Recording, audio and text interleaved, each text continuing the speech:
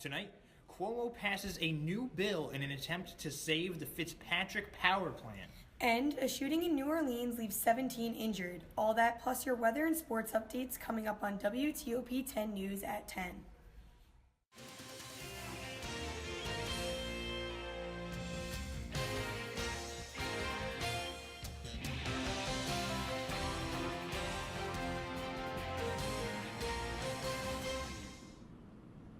Good evening and welcome to WTOP 10 News at 10. I'm Justin Penman. And I'm Annie Flaherty. More on those stories in a minute, but first, Syracuse's head football coach has been let go. DJ Manu is in the newsroom with more. Tonight, presidential candidates, governors, and more weigh in on the Paris terrorist attacks. And Paris attempts to return to normalcy. All that plus your weather and sports updates coming up on WTOP 10 News at 10.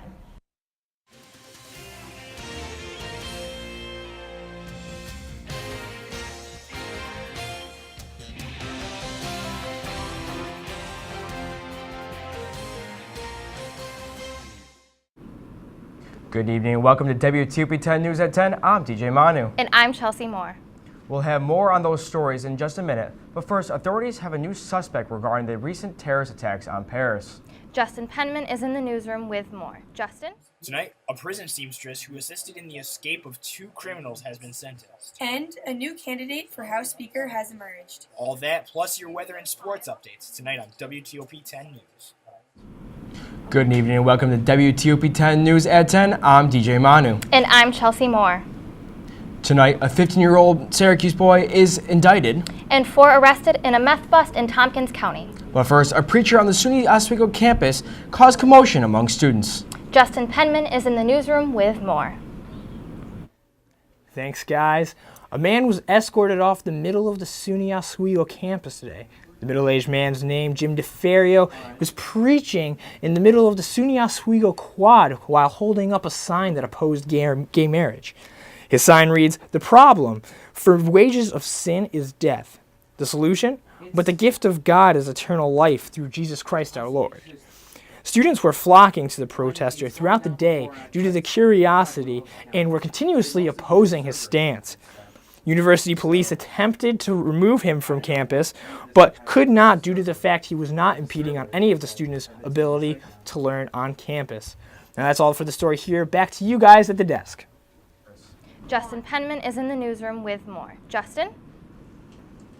Thanks, guys. French officials say they think they know who is responsible for the attacks on Paris over the weekend.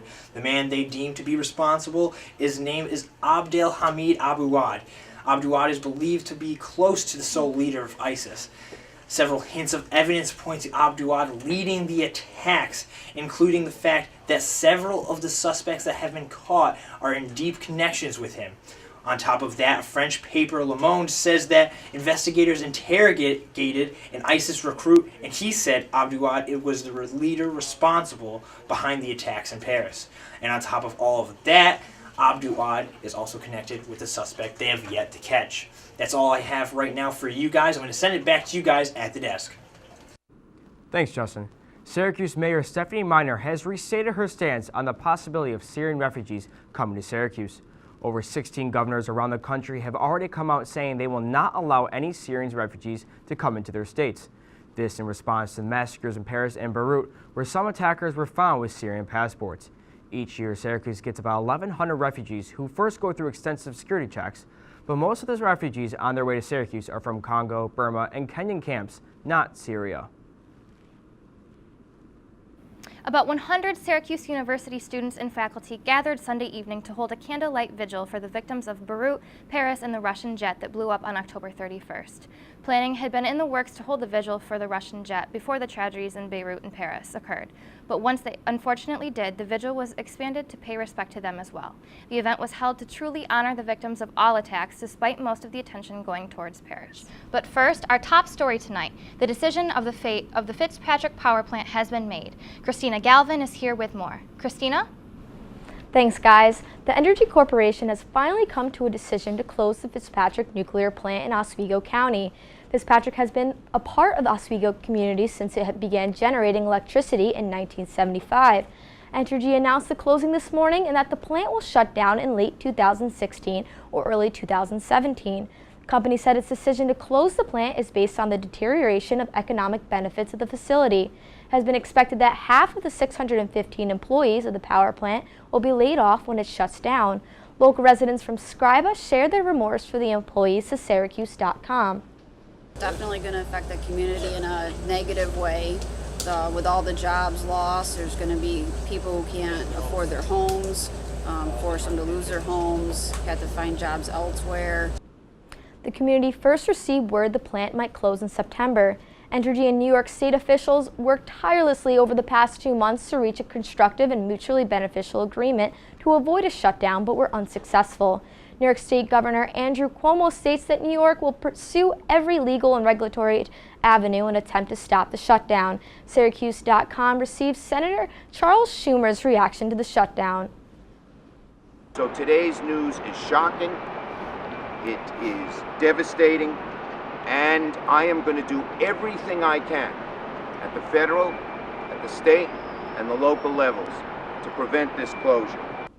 When Fitzpatrick closes, the Indian Point Energy Center in Buchanan will be the only power generating facility Entergy will have operating New York. Back to the desk. Thanks, guys. Syracuse football will see a new face on the sidelines next year, as head coach Scott Schaefer has been fired, according to athletic director Mark Hoyle. Schaefer, who has a record of 13-23 in his 3 seasons with Syracuse, will coach the final game this weekend at Boston College. A national search for a new head coach is already underway, but Ed Ogeron has already emerged as a front-runner. Ogeron, who is serving as a defensive line coach at Louisiana State, has already expressed his interest in the position. That's all I got here in the newsroom. Now back to you guys at the desk. A Syracuse man is sentenced to state prison for criminal possession of a controlled substance in the 3rd and 4th degree. Omar Balami was arrested back on February 5th after a long investigation completed by the Oswego Drug Task Force. Balami pleaded guilty to both counts in the indictment, and Balami admitted he did possess cocaine with the intent to sell, while also admitting that he possessed 1/8 of an ounce of cocaine. The man who was struck by a car this morning on Interstate 81 in Syracuse has been pronounced dead. The victim has not been identified, but Sergeant David Sackett of the Syracuse Police Department has described him as an Asian male in his 20s. The man climbed over the concrete median that divides the interstate, which caused the car to hit him. He was unresponsive at the scene and pronounced dead at Upstate University Hospital. The road was reopened after 11:30 this morning. The driver of the one vehicle accident in Fulton has been deemed to be all right, as he only has minor injuries. Earlier today, a car had gone off the road and collided into 2 trees at 428 State Route 48 in Fulton. The driver of the vehicle was then transported to Syracuse for emergency medical treatment and again only has minor injuries. So it's been really chilly out lately, and I'm really hoping it doesn't continue. Today was actually the first day I had to break out my North Face jacket. Christina, do you know if these weather conditions are going to be continuing? Thanks, Annie. And it is actually pretty chilly outside here, outside of the Morano Campus Center. We will see some clouds moving its way into the area through the overnight hours. We can see that with our radar and satellite imagery, if we take a look at that. We're not seeing any rain showers per se, but clouds are starting to roll in. They will start to dissipate through the overnight hours, but the temperatures will remain cold. As we take a look at our temperature map for Oswego County, we're seeing a range of the low to high 30s. The higher 30s are for more of the inland areas, but I'll talk more about temperatures and your Halloween weekend forecast coming up in just a bit. But for right now, I'm going to throw back inside with Annie. Thanks, Christina. 2 years later, Mohammed Bakir, a man from Clay who killed a Liverpool mother while high on drugs, has been sentenced to prison. In 2013, Bakir pleaded guilty without trial because he said he wanted to spare the victim's family from going to court. Not only did he kill Megan Patterson, the mother, but he also paralyzed her 10-year-old daughter in the crash. Bakir's sentence is a little over 8 to 25 years in prison. An Onondaga man is sentenced to 20 years in prison today for shooting his neighbor, along with some assault charges on the side. 61-year-old Timothy Joyce of Onondaga attacked his neighbor Mark Seward back on September 9th of last year. The victim, Mark Stewart, still has large scars from the hole in his arm where the bullet penetrated, and the place in his hip where doctors took out part of his bone to replace the bone in his arm.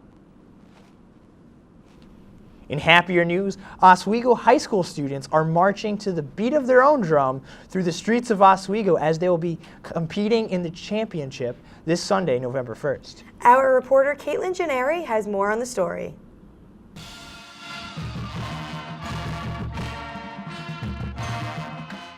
While most are headed home for the night, the Oswego High School Marching Band is just starting practice to prepare for the rest of their season. They're very dedicated.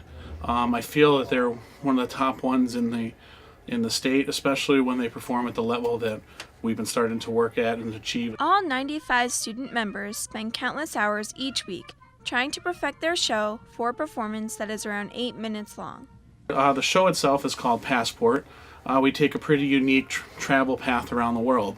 When we first started designing this show, United Airlines has a commercial where they have used Rhapsody in Blue. So we decided to take that element of Rhapsody in Blue and use that as we flew around to different countries around the world. Each student in the band plays a significant role in the show, making this a dedicated team activity.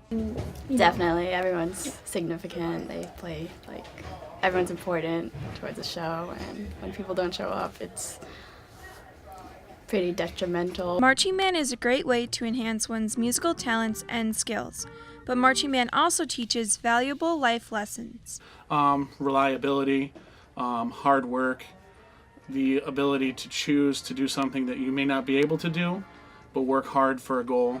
You can see the Oswego High School Marching Band compete this Sunday, November 1st in Syracuse at the New York State Field Band Conference Championships. For more information on the competition, visit oswegobands.org. Caitlin Gennari reporting for WTOP 10 News. Over 5,000 students will be competing at the championships on Sunday, but there is only one band Oswego is rooting for, the Oswego Buccaneers. Oswego wishes them the best of luck at their competition. Last week, Syracuse Mayor Stephanie Miner decided to raise the minimum wage for city workers to $15 an hour. The increase in pay that benefited 61 employees did not require approval from the Common Council, but today, 3 members said they agree with Miner on her decision. On the other hand, 3 members said that they disagree and Miner was trying to circumvent the council. Despite the controversy, the pay increase already went into effect. Democratic presidential candidate Hillary Clinton nominates her New York State campaign leaders today. Clinton appointed more than 100 people as her key leaders. Out of that list, both Syracuse Mayor Stephanie Miner and her husband, Democratic fundraiser John F.X. Mannion, have been appointed. Clinton says the campaign leaders will help build a grassroots-driven volunteer team to support her bid for the Democratic nomination in the presidential primary. Coming up later, an earthquake in Afghanistan had rocked the area. And your favorite cold cuts may raise health concerns. But first, let's take a quick preview at the weather with Storm Team 10 Chief Meteorologist Christina Reese. Conditions will stay dry and fair for tonight into tomorrow, but we do have some inclement weather on the way with a high wind warning already in effect for Jefferson and Lewis County on Wednesday. I'll touch on this more coming up in my full forecast coming up after the break. Stay tuned. You're watching WTOP 10 News.